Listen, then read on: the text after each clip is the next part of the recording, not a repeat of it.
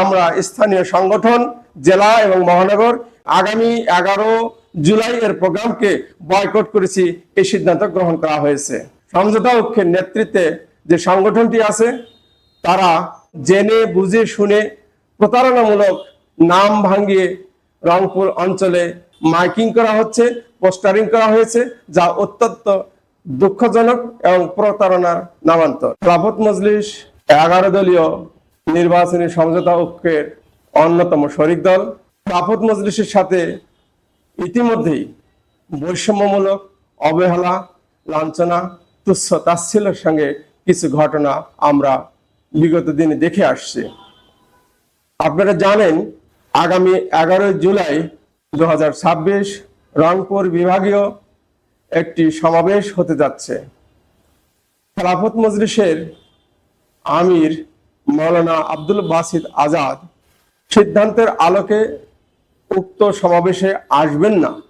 এই বিষয়টি পূর্বাহ্নেই সংগঠনকে অবহিত করা হয়েছে এবং এও অবগত করা হয়েছে যেহেতু তিনি আসতেছেন না রংপুর এই সমাবেশে, সেহেতু পোস্টার, মাইকিং সহ অন্যান্য কোনো প্রচারণা যেন না করা হয়।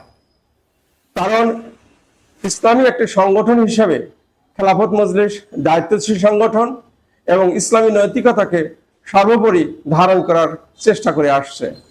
কিন্তু অত্যন্ত দুঃখের বিষয় হলো যে 11 দলীয় জোটের সমঝোতা ঐক্যের নেতৃত্বে যে সংগঠনটি আছে তারা তাদের অনৈতিক এবং অন্যান্য খবরদারি করে একটি বিষয় অবগত হওয়ার পরেও, জানার পরেও জেনে বুঝে শুনে প্রতারণামূলক নাম ভাঙিয়ে রংপুর অঞ্চলে মাওলানা আব্দুল বাসিত আজাদ আমির খেলাফত মজলিসের আগমনের বার্তা দিয়ে মাইকিং করা হচ্ছে, পোস্টারিং করা হয়েছে, যা অত্যন্ত দুঃখজনক এবং প্রতারণার নামান্তর। স্থানীয় নেতৃবৃন্দের সঙ্গে আমরা ফোনে যোগাযোগ করেছি, তারা ফোন রিসিভ করেনি, একতরফা ভাবে তারা এই কাজগুলো চালিয়ে যাচ্ছে। এমত অবস্থায় আমরা রংপুরবাসী তথা দেশবাসীর কাছে স্পষ্ট করতে চাই যে স্বনামধন্য একজন আলেমে দ্বীনের নৈতিকতাকে সামনে রেখে তারা এই প্রচারণা চালিয়ে জনমত গঠন বা জনগণকে, তৌহিদি জনতাকে, গোটা দেশবাসীকে ধোঁকা দেওয়ার জন্য, প্রতারণা করার জন্য অপচেষ্টা চালিয়েছে।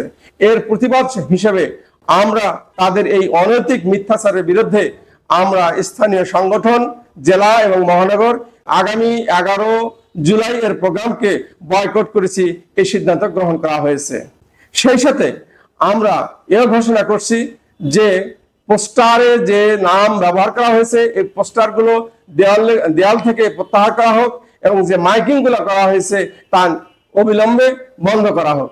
এমত অবস্থায় যদি এই প্রচারণাকে, অবৈধ প্রচারণাকে সামনে রেখে কোনো পরিস্থিতি উদ্ভূত হয়, এর জন্য সংশ্লিষ্ট সংগঠনটি দায়ী থাকবে। এর জন্য ভবিষ্যতে তাদেরকে জবাবদিহি করতে হবে।